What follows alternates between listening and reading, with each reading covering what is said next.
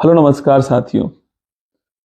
अभी एक 12th class की बच्ची जो कि कोटा के अंदर पढ़ रही थी, आईआईटी जेईई की तैयारी कर रही थी, उसने सुसाइड कर लिया है। उसने सुसाइड नोट लिखा है जो पेरेंट्स के लिए और स्टूडेंट्स के लिए बहुत कुछ सीखने वाला है। मैं आपको सुनाता हूँ कि उन्होंने क्या क्या लिखा सुसाइड नोट के अंदर, और आप देखना एक 12th क्लास की बच्ची क्या लिख रही है सुसाइड नोट के अंदर और हमें उससे क्या सीखना चाहिए। बच्ची ने लिखा है कि mummy papa, I can't do JEE, मैं जेई का एग्जाम क्रैक नहीं कर पाऊंगी। I can't do JEE, so I suicide, इसलिए मैं आत्महत्या कर रही हूँ, इसलिए मैं हार रही हूँ। I am loser. आप सोचिए, एक 12th क्लास की बच्ची लिख रही है कि आई एम लूजर, कि मैं लूजर हूँ। उसकी अभी पूरी जिंदगी बची हुई थी और उसने ये मान लिया कि वो लूजर थी, और वो लिखती है कि आई एम लूजर। और अगली लाइन तो मतलब आपके दिल पर एकदम ठेस पहुंचाने वाली लाइन होने वाली है। आई वॉज डॉटर, मैं इस दुनिया की सबसे खराब बेटी हूँ। आप सोचिए, वो बेटी वो लिख रही है, वो 12th क्लास के अंदर लिख रही है कि मैं लूजर हूँ, इसलिए मैं सुसाइड कर रही हूँ। मैं एग्जाम क्रैक नहीं कर पाऊंगी, इसलिए सुसाइड कर रही हूँ। हम हर किसी से बोलते तो हैं कि एक एग्जाम जो है आपकी जिंदगी नहीं होता है, पर हम अपने बच्चों के ऊपर लागू नहीं करते, बस सामने वाले को ही बोलते हैं। क्या कभी हमने उसको बोला, पेरेंट्स ने बोला कि उसको कि कोई बात नहीं, एक एग्जाम ही तो है, पूरी लाइफ थोड़ी है। हमने एक ऐसा माहौल तैयार कर दिया है, हमने उसके ऊपर इतना दबाव डाल दिया है, उसको बार बार याद कराया जा रहा है कि जो पैसा तेरे पास आ रहा है वो पैसा कितनी मेहनत से आ रहा है, और ये एग्जाम उसके लिए कितनी बड़ी चीज है। हमने उसके ऊपर इतना दबाव डाल दिया है कि वो टूट चुकी हैं, वो टूट चुके हैं। और सोचिए आप, अभी तो पूरी जिंदगी बची हुई थी, उसे बहुत कुछ करना भी था उस लाइफ के अंदर। क्या कोई 12th फेल कुछ नहीं कर पाता? आप देखिए, अभी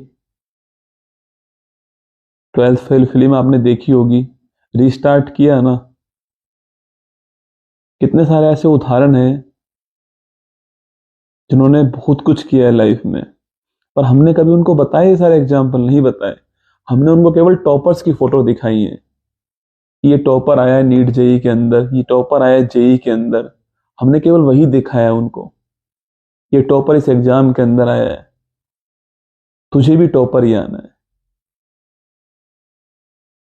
क्या हमने कभी बताया उसको कि कोई बात नहीं, अगर एग्जाम तुझे बस पूरी शिद्दत से एग्जाम देना है, बाकी आगे मेहनत का फल मिलेगा।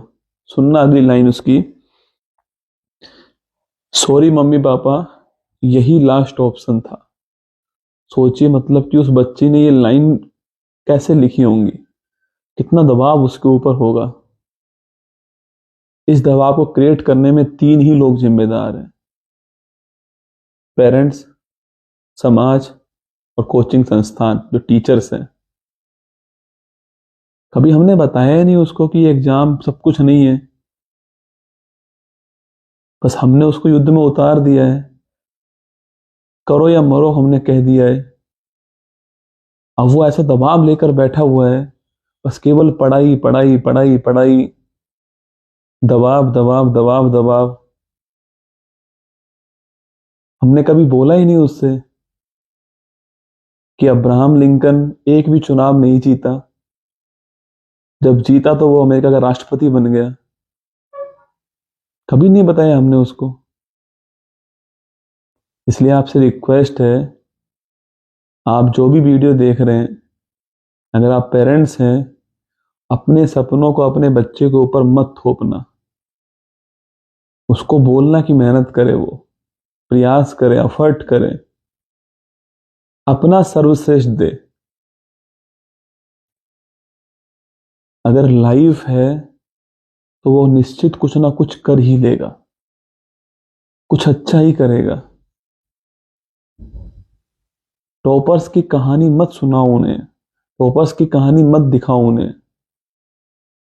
उन्हें उनकी कहानी दिखाओ जिन्होंने संघर्ष किया हो, जो गिरकर उठे हो वापस। उन्हें उनकी कहानी दिखाओ आप लोग। ये मेरा आपसे रिक्वेस्ट है, एक टीचर होने के नाते, एक स्टूडेंट होने के नाते, क्योंकि वो बच्ची तो चली गई, और सोचिए अब घर वालों की क्या स्थिति हो रही होगी।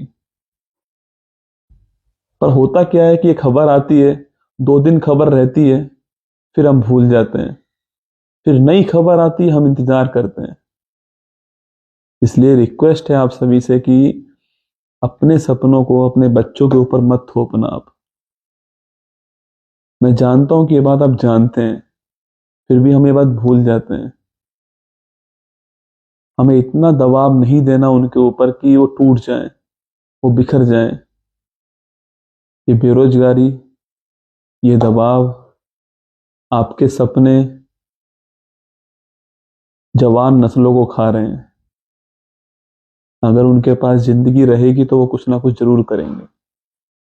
ध्यान रखिएगा अपना। जय हिंद।